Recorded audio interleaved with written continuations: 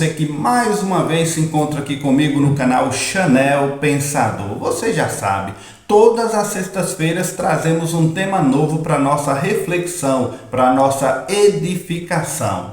O lema do nosso canal é Pensai nas coisas do alto. E o tema que vamos trazer agora para nossa reflexão é o seguinte: 70 vezes 7 AFMI. Pronto, esse é o tema que nós vamos discutir agora. Queridos, perdoar não é esquecer o que aconteceu, mas curar a ferida. Perdão não nos causa amnésia. No Evangelho de Mateus, no capítulo 18, versículo 21 e 22, o apóstolo Pedro, ele se aproximou de Jesus e perguntou: Senhor, quantas vezes eu devo perdoar o meu irmão, se ele pecar contra mim? Até 7 vezes? Nessa pergunta, Pedro coloca um limite no perdão, afinal, ele era humano. No pensamento de Pedro seria assim: se alguém pecar contra mim, eu posso perdoar algumas vezes, mas não muitas. 7 é mais que suficiente, isso era o que pensava Pedro. Mas Jesus dá uma resposta que, mesmo mostrando a misericórdia de Deus, deixou não só Pedro, mas cada um de nós com algumas interrogações. Respondeu então Jesus: não te digo até 7, mas 70 vezes 7. Talvez, caro ouvinte, você pense que a resposta de Jesus seja somente 490 vezes, mas essa conta não vai bater. Então vamos calcular direitinho e saber agora o significado dessa resposta de Jesus? Pois é, esse é o nosso assunto agora. Continue ligado. Antes, eu quero mais uma vez convidar você que sempre está aqui assistindo algum vídeo em nosso canal e ainda não fez sua inscrição, olha aí no cantinho da tela esse quadradinho, clique aí, rapidinho você faz a sua inscrição e recebe o nosso abraço e seja muito bem-vindo. Não deixe também de clicar aí e deixar o seu joinha, porque é muito importante para o canal. Após deixar o seu joinha, você pode compartilhar esse vídeo aí nos seus grupos, nas suas mídias, e estará contribuindo para a expansão, da pregação da Bíblia Sagrada. Que Deus te abençoe. Pois bem, caros ouvintes, no hebraico, a principal palavra traduzida para a palavra perdão é salar. Numa pronúncia mais original, a gente pronuncia sular. Se lermos esse mesmo termo no dicionário Vini, o dicionário Vini é um estudo profundo dos principais termos bíblicos da teologia. Nesse dicionário, lá encontraremos a respeito desse termo, a palavra perdão, a seguinte definição, para a raiz salar. Lá significa perdoar, que vem do hebraico bíblico e também do hebraico rabínico. Já no acadiano, a palavra quer dizer borrifar. Mas se formos para o aramaico e também para o siríaco, vai significar despejar. No Novo Testamento, há 2 vocábulos gregos que são traduzidos para essa palavra perdoar. O primeiro é o que está no título do estudo de hoje, AFMI, que significa deixar de lado. E o segundo é apolo, que significa libertar, colocar em liberdade. Resta-nos escolher qual atitude aplicar diante de algo que nos deixa magoado. O que a Bíblia escolher, qual atitude é essa que devemos usar, a Bíblia nos diz mais então sobre o significado, sobre a porção da palavra perdoar. Se formos esmiuçar mais ali alguns textos bíblicos, principalmente no Novo Testamento, perdoar vai trazer para nós a ideia de desculpar um erro ou uma ofensa, como já falamos anteriormente, abrir mão ou deixar ir embora. É como se alguém abrisse mão do pagamento de uma dívida e não cobrasse mais. Até Jesus usou essa comparação quando ensinou seus seguidores a orar, registrado no Evangelho de Mateus, no capítulo 6, precisamente ali no versículo 12, quando ele disse: perdoa-nos as nossas dívidas, assim como nós perdoamos os nossos devedores. Também na ilustração do Evangelho em Mateus capítulo 18, versículo 23 a 35, que relata um servo que foi perdoado a sua dívida pelo seu patrão, porém esse mesmo servo, quando chegou o seu subordinado, ele não perdoou. Quando ele soube que o seu conservo não tinha como pagá-lo, então ele vai agredir e tratar mal aquele conservo. Ambos os textos, Jesus comparou o perdão como o cancelamento de uma dívida. Perdoamos os outros quando deixamos de guardar ressentimento, mágoa, rancor. Além disso, queridos, abrimos mãos de qualquer compensação pelas mágoas ou prejuízos que tivemos. O apóstolo Paulo, lá em 1 Coríntios capítulo 13, versículos 4 e 5, nos ensina o verdadeiro perdão. Nasce de um amor que não procura os seus interesses, é o que Paulo diz quando ele diz que não contabiliza os erros. Agora preste atenção, queridos. Antes eu disse que o perdão não gera amnésia. O que é isso? Amnésia é a perda total ou parcial da capacidade de recordar experiências ou acontecimentos que ocorreram segundo antes ou nos dias anteriores ou há mais tempos atrás, após um grande evento que causou algum prejuízo em nós. Isso se chama amnésia, esquecer por total, sem lembrar de coisa alguma. O que eu quero dizer quando o perdão não causa amnésia, eu quero dizer que significa o quê? Muitas vezes se fechar os olhos para os erros dos outros. Na verdade, queridos, a Bíblia condena quem acha que ações erradas são inofensivas ou aceitáveis. Observe o que diz o profeta Isaías no capítulo 5, versículo 20. Ai dos que ao mal chamam bem e ao bem chamam mal, que fazem das trevas luz e da luz trevas, e fazem do amargo doce e do doce amargo. Está dando para entender aí a base da explicação que o profeta traz?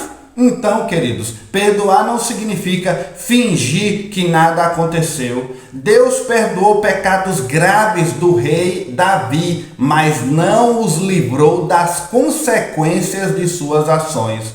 Queridos, Deus perdoa todos os nossos pecados, perdoa todos. Mas as consequências dos nossos pecados irão nos seguir, Nós iremos pagar por aquilo que a gente fez, O perdão não apaga as consequências dos nossos erros, não. É só você ler o que está escrito em 2 Samuel, no capítulo 12, versículos de 9 a 13. Está tudo ali registrado. Perdoar não significa permitir que os outros se aproveitem de nós, da nossa honestidade ou do nosso perdão. Por exemplo, imagine que você empreste dinheiro a um amigo, mas ele desperdiça tudo e depois não consegue lhe pagar como lhe havia prometido. Às vezes seria até essa a intenção dele, não sei. Aí ele se arrepende, do que ele fez e lhe pede desculpa. Você decide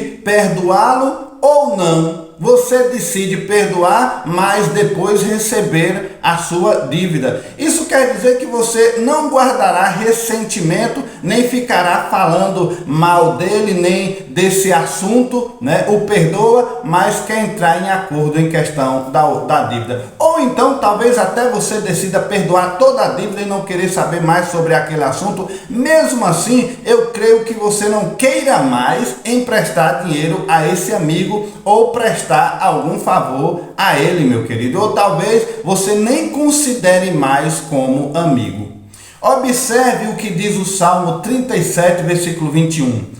O ímpio toma emprestado e não paga. Olha o que o salmista deixa bem claro no início do versículo. O ímpio é quem toma emprestado e não paga, não o justo.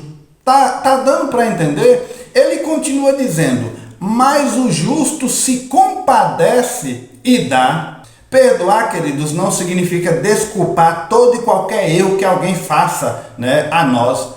Deus não perdoa pessoas que cometem pecados cruéis e intencionais e recusam a reconhecer os seus erros. Deus não perdoa quem faz o mal, quem comete o erro e não se arrepende por ele. Porque o perdão de Deus vem em consequência ao arrependimento do homem. Se ele se arrepender, corrigir, reconhecer o erro, aí o perdão de Deus vem e atua na vida daquela pessoa. Então, queridos, o segredo é esse: arrependermos, fazer mudanças, se desculpar com aqueles os quais prejudicamos e buscar reparar o erro, consertar o erro, certo? A questão do perdão, quando eu perdoo alguém, não é a pessoa que recebe perdão, é a minha consciência, é o meu interior que recebe perdão. O perdão, quando eu dou a alguém, ele atua em mim primeiro.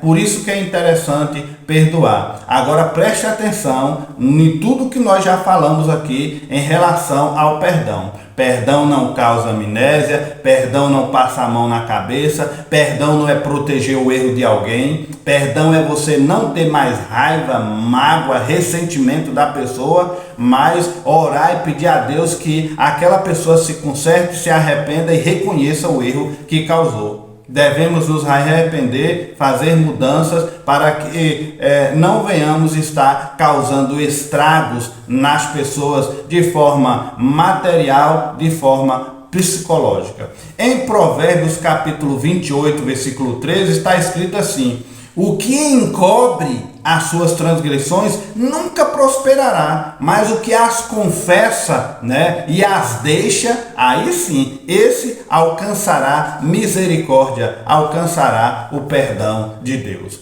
Pecadores que não se arrependem se tornam inimigos de Deus. E ele não exige que perdoamos aquele que ele não perdoa. Tá dando para entender isso, queridos? Deus não exige que venhamos perdoar aquelas pessoas que não se arrependem diante dele. Eu sei que isso é duro de ouvir, mas vamos ler o Salmo 139, versículos 21 e 22 para você entender melhor. Olha quais as palavras do rei Davi, como elas são fortes. Presta atenção, ele disse assim: não odeio eu, ó Senhor, aqueles que te odeiam? E não me aflijo por causa dos que se levantam contra ti? Odeio-os com ódio perfeito, tendo-os por inimigos. O que Davi quer dizer é o seguinte: se você não ama a pessoa de Deus, eu também não vou amar você que não ama o meu Deus.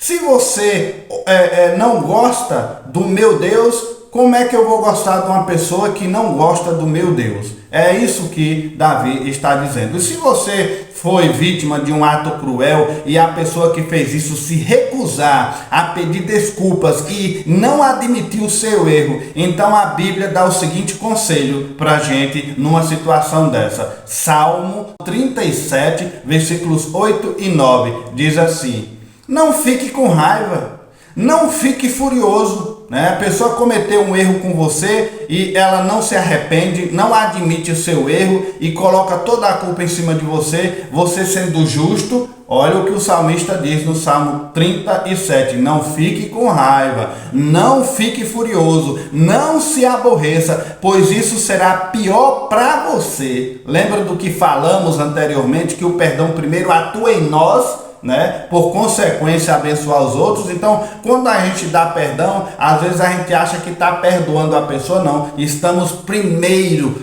nos perdoando para acabar com a mágoa, o ressentimento, o ódio, o rancor, Aí não ficamos mais com raiva, aborrecidos, furiosos. Por isso é que a Bíblia diz: não será pior para nós, porque estamos nos perdoando. Aí Davi continua na leitura do Salmo: aqueles que confiam em Deus, o Senhor, viverão em segurança na terra prometida, porém os maus serão destruídos. E esses maus, esses ímpios, esses que não se arrependem, esses que causam dano nos outros, esses serão destruídos pela sua própria cobiça, a sua própria conduta, a sua própria língua, porque promete uma coisa e não cumpre, arcou com a responsabilidade e não cumpriu, serão destruídos pelos seus próprios atos. Então deixe que eles mesmos se destruam por lá, é o que a Bíblia diz para nós. A Bíblia está lhe instruindo também a deixar a ira, abandonar o furor, mesmo que ele não se desculpe com você, não desculpe o erro, não reconheça o erro, não reconheça aquele ato que lhe magoou, que lhe feriu. Você pode impedir que a mágoa, o rancor, o ódio tome conta de você. Você pode controlar seus sentimentos.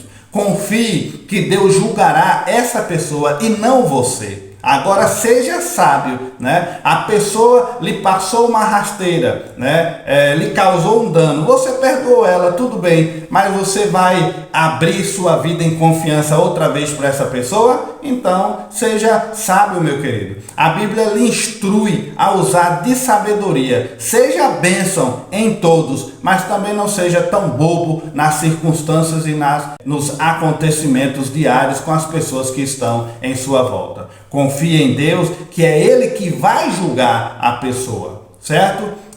Em Hebreus capítulo 10, versículo 30 e 31, está escrito assim: pois bem, conhecemos aquele que disse: minha é a vingança, eu darei a recompensa, diz o Senhor. Outra vez o Senhor diz: o Senhor julgará o seu povo, né?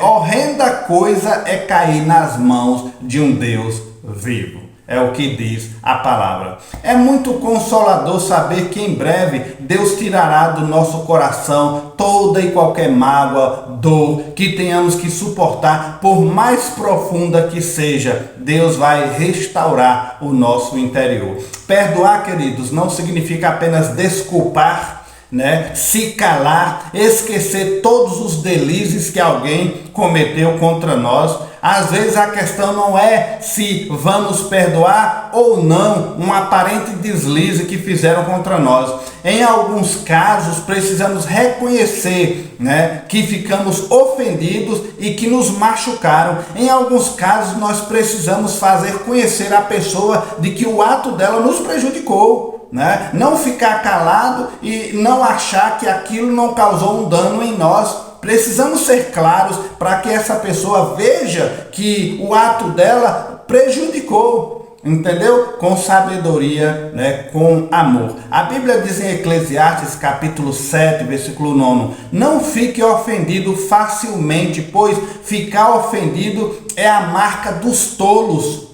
Perdoar, né? Não guardar mágoa e ressentimento dentro de si. A borracha do perdão apaga mágoas no seu coração e na sua consciência, mas também lhe alerta, né, para a conduta, né, para a convivência naqueles que estão em sua volta, né? Se você esquece de tudo, de todo o mal que fazem com você, né? A Bíblia diz que isso é a marca dos tolos, porque esses mesmos erros que amigos, entre aspas, colegas causam com você, lhe serve de lição para você aprender a amadurecer dia a dia. Então, como eu devo exercer perdão a quem ofendeu, né, no meu dia a dia? Como praticar o perdão? Queridos, para te ajudar, para nos ajudar, vou citar algumas orientações para facilitar a nossa prática do perdão, certo? Preste atenção que da agora em diante nós vamos nos edificar dentro da palavra de Deus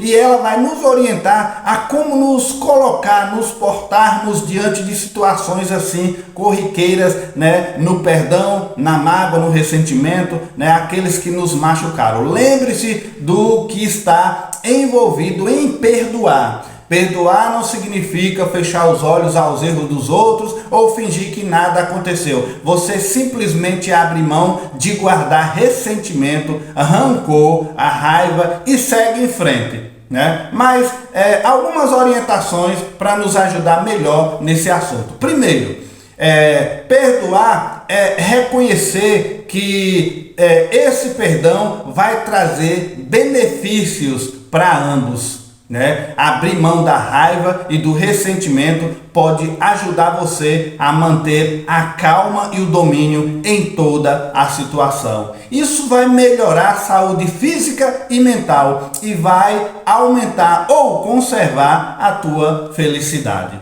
Em Provérbios capítulo 14, versículo 30, diz assim: o coração sereno é a vida da carne, olha a paz. Não permita que os erros, as setas, os desacertos das pessoas que estão em sua volta, né, venha tirar sua paz.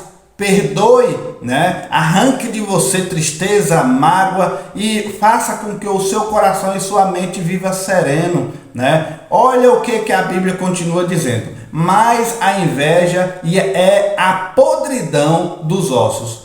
Versículo 31 diz: o que oprime o pobre insulta aquele que o criou, mas o que o honra se compadece do necessitado. Vamos ler também um trecho que tem em Mateus capítulo 5, versículo 9.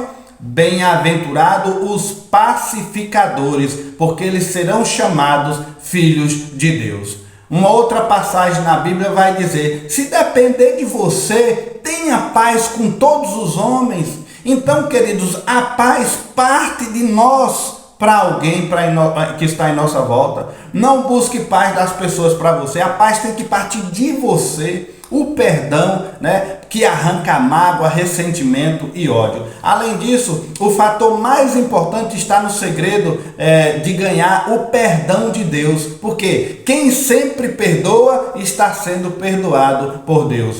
Olha a oração do Pai Nosso: Pai, perdoa os nossos pecados, assim como nós perdoamos a quem nos tem ofendido. Então observe quando você for orar o Pai Nosso, se ao invés de você estar recebendo a bênção de Deus, você não está recebendo sentença. Como já falamos antes sobre a oração do Pai Nosso, em Mateus 6, 14 e 15, vou ler o que diz. Diz assim: porque se perdoardes os homens as suas ofensas, também vosso Pai Celestial vos perdoará a vós. Se, porém, não perdoardes aos homens as suas ofensas, também o vosso Pai vos não perdoará as vossas ofensas. Então, olha a reciprocidade aí. Você quer receber o perdão de Deus? Perdoe quem está em sua volta, certo? Então, perdão é reconhecer que ele traz benefícios para nós,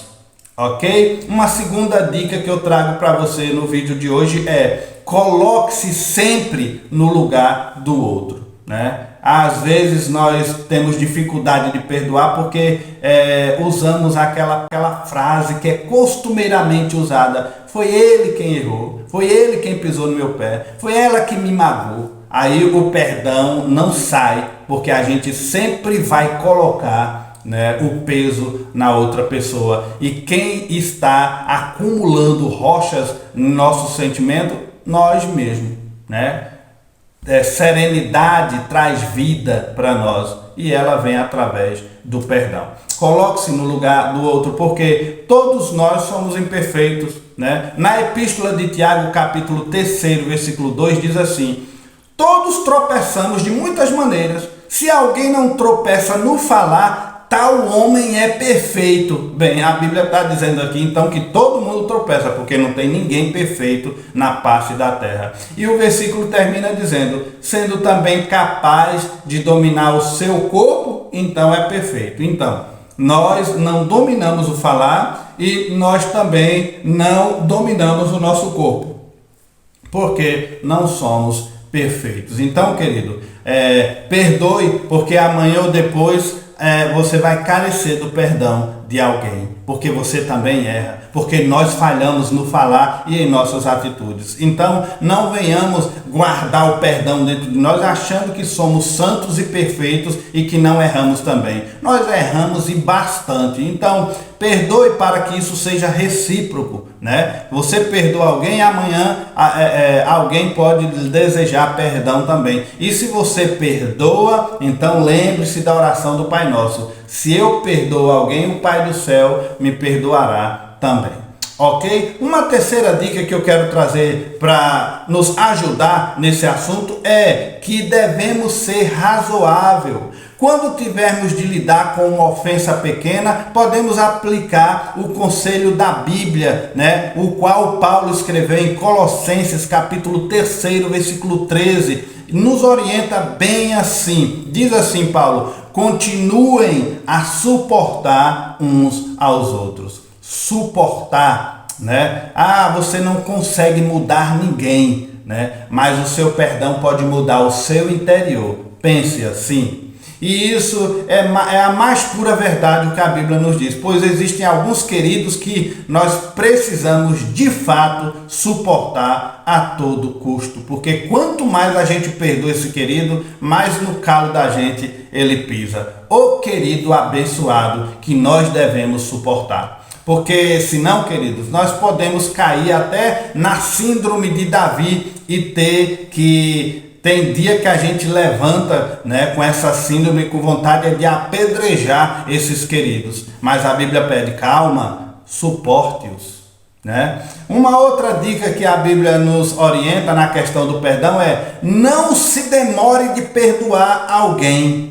Naquele momento você se sentiu tão lesado, tão magoado, tão danificado, que você guarda aquilo dentro de você e passa dias, horas, dias sem exercer o perdão. Isso é enfermidade para os teus ossos. Você está adoecendo por dentro sem saber. Você guarda aquele perdão achando que você está prejudicando alguém, você está prejudicando a si mesmo. Em Efésios capítulo 4, versículo 26 e 27, observe a exortação do apóstolo Paulo. Ele diz assim: irai-vos, mas não pequeis. Não se ponha o sol sobre a vossa ira, não deis lugar ao diabo. A Bíblia está dizendo aqui que a gente fica com raiva mesmo. Nós nos iramos. Jesus ficou irado de frente do templo com aquelas barraquinhas vendendo coisa de frente da casa de Deus. Irou, né? Mas a Bíblia diz: por causa da sua ira, pense 3 vezes ou 30 e não peque, né? Não ponha o sol sobre a vossa ira, não durma sem antes pedir perdão. Principalmente os casais, né, que muitas vezes se magoa. O lugar onde mais o perdão deve ser exercido dentro da nossa casa, com o nosso cônjuge. Quantas vezes você dorme, vira para o lado, dorme aborrecido com seu companheiro, com a sua companheira? A Bíblia está dizendo: não deixe que o sol se ponha sobre esse ato, essa ira, sem pedir perdão, sem dar uma boa noite. Então olha que exortação interessante. Sabe por quê? Se você se ira e colhe frutos da sua ira, ou se você não pede perdão e o sol se pôs e você não perdoou, então você está dando lugar ao diabo. O diabo está rindo e está gostando daquilo dali, porque ele vai deitar e rolar e causa desavença, né, e destrói relacionamentos. Então fica a exortação da palavra de Deus aí. Faça esforço para perdoar. Eu sei que não é fácil, né? Mas o mais rápido possível se reconcilie. Em vez de permitir que a raiva tome conta de você, exerça o perdão, não a síndrome de Davi. Eu deixo aqui essas orientações para que você seja bênção, seja um abençoador. Gênesis 12:2, sê tu uma bênção, e que, se depender de nós, que a gente venha ter paz com todas as pessoas. Quando Jesus respondeu Pedro em Mateus 18:22, que é a base da nossa reflexão no estudo de hoje, né, ele respondeu com 70 vezes 7, é uma expressão utilizada para indicar a abundância do perdão dispensado por seus seguidores àqueles que te ofenderam. Não está dizendo: pronto, você só vai perdoar, Pedro, 490 vezes. Não, Jesus não está dizendo isso, ele está dando a fórmula, né? Esse é um ensino muito importante para nós, pois a disposição ao perdão é algo que deve caracterizar verdadeiros seguidores de Cristo, que tecem um verdadeiro testemunho, imitadores de Cristo. Assim como fomos alvos de extraordinários perdão de Deus, devemos também estar prontos a perdoar aqueles que porventura nos magoaram e nos aborreceram. Devemos estar prontos para perdoá-los também. A pergunta de Pedro foi feita num contexto em que Jesus ensinava acerca de como seus seguidores deveriam tratar o irmão culpado. Parece que Pedro havia entendido que a repreensão e a disciplina aplicada ao ofensor, traziam consigo também a necessidade do perdão como uma parte fundamental, Olha o pensamento de Pedro. Pedro sabia que deveria buscar a plena reconciliação, perdoando o irmão que por um acaso viesse a pecar contra ele. Após respostar Pedro, Jesus exemplificou o ensino através da parábola do credor incompassivo.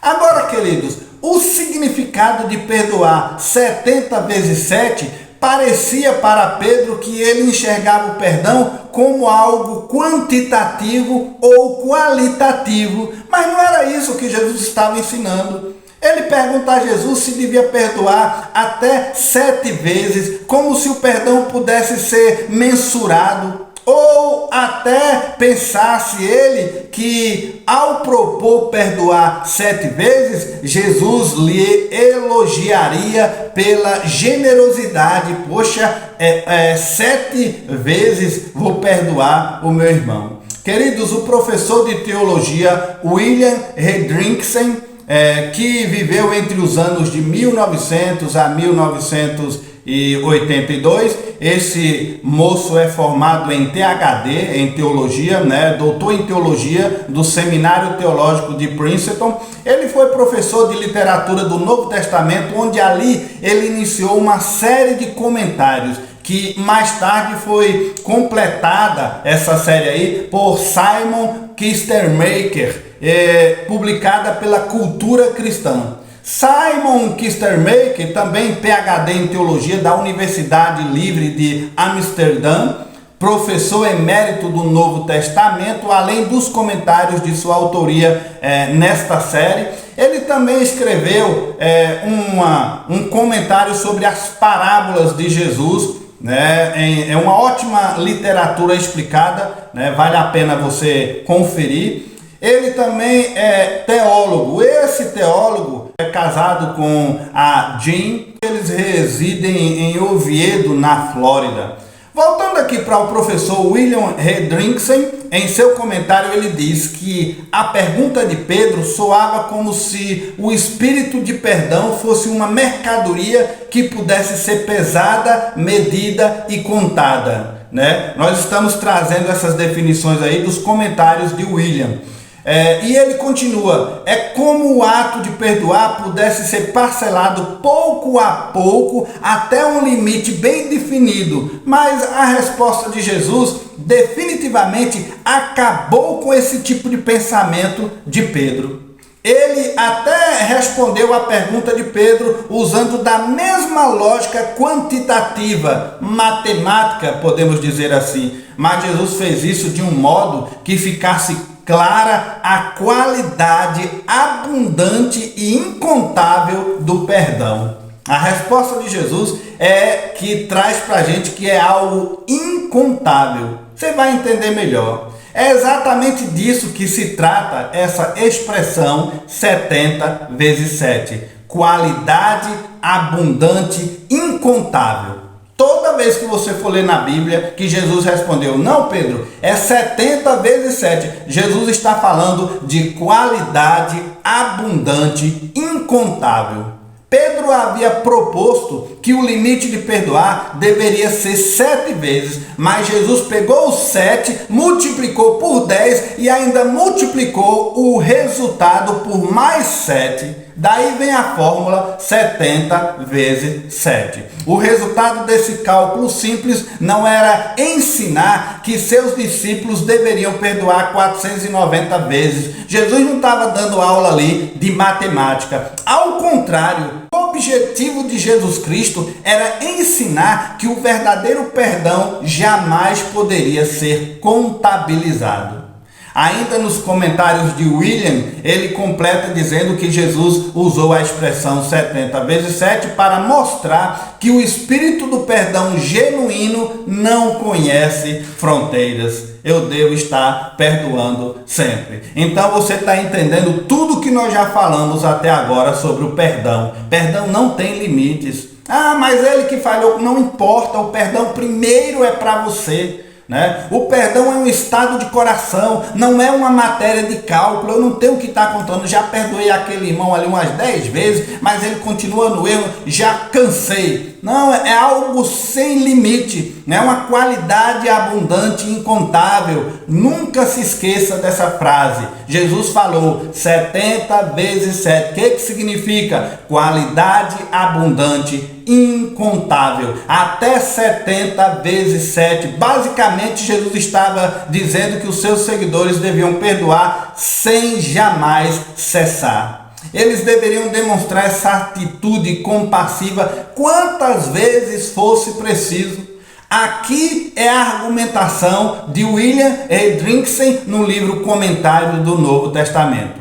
É a observação desse comentário. Mas vamos analisar mais a fundo, esmiuçar, a entender melhor esse assunto. O que Jesus quis dizer com essa resposta do 70 vezes 7 dita a Pedro? Então, vamos lá. É possível mesmo perdoar 490 vezes? Olha, se você entendeu qualidade abundante, incontável, você vai ver que isso aqui é fichinha. Certa vez, alguém até respondeu numa lógica, dizendo com certeza é possível sim você perdoar 490 vezes ou mais se você for casado, porque no casamento com certeza nós ultrapassamos esse número, e quem é casado sabe do que eu estou falando. Ali é o campo do exercício do perdão. Mas o que Jesus realmente estava ensinando a Pedro com aquela resposta de cálculo? Presta atenção comigo, querido. O que Jesus estava mostrando ali era o que está escrito no Salmo 90, versículo 10. Olha o que está escrito no Salmo 90, versículo 10. A duração da nossa vida é de 70 anos. E se alguém, pela sua robustez, chega aos 80 anos, a medida deles é canseira e enfado, pois passa rapidamente e nós voamos. Jesus estava dizendo para Pedro que a duração da vida era 70 anos de existência. Quando Pedro pergunta se deveria perdoar apenas 7 vezes, então nós observamos o que Jesus observou naquela pergunta do apóstolo. Pedro quis perguntar a Jesus o seguinte: Senhor, devemos perdoar uma semana, 7 dias, devemos perdoar por uma semana? Quantos dias tem uma semana? 7. Mas Jesus respondeu: não, Pedro, não apenas uma semana, mas uma vida inteira de 70 anos de perdão. Está dando para entender assim, queridos?